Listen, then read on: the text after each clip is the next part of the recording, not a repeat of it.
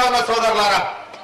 జానారెడ్డి సాబ్ చెప్తా ఉన్నాడు ఏమని, ఇక్కడ మండల కార్యాలయం మీదకి పోయి ఆ బోర్డు మీద చూసినా బోర్డు నా పేరు ఉంటుందని చెప్తున్నాడు.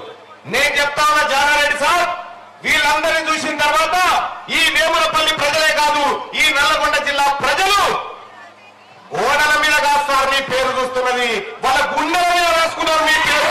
అది జానారెడ్డి గారి పేరు.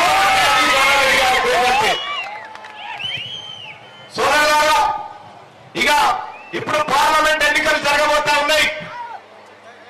నేను నిన్న మొన్న చూసిన అక్కడ సూర్యాపేటలో ఉన్నటువంటి కొన్ని ప్రాంతాల్లో అన్న జయ రఘువీరన్న అంట జానారెడ్డి గారి ఆశీస్సులతో అక్కడ పోయి ఆ సర్వే వివరాలు చెప్పిన.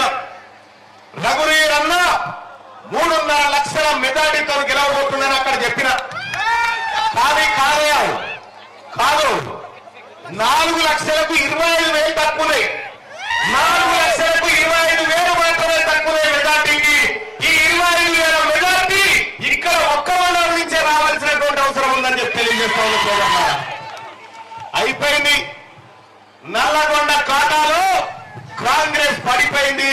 కాంగ్రెస్ జెండా ఎగిరిపోతా ఉంది. ఇక్కడ నల్లగొండ జిల్లా ఈ గడ్డ మీద మీ బిడ్డ మీ సోదరుడు రఘువీరన్న ఎంపీగా గెలవబోతా ఉన్నాడు. మీ అందరి ఆశీస్సులతోని, మీ అందరి ప్రేమతోటి, మీ అందరి ఓట్లతోటి రఘువీరన్న ఎంపీగా గెలవబోతా ఉన్నాడు.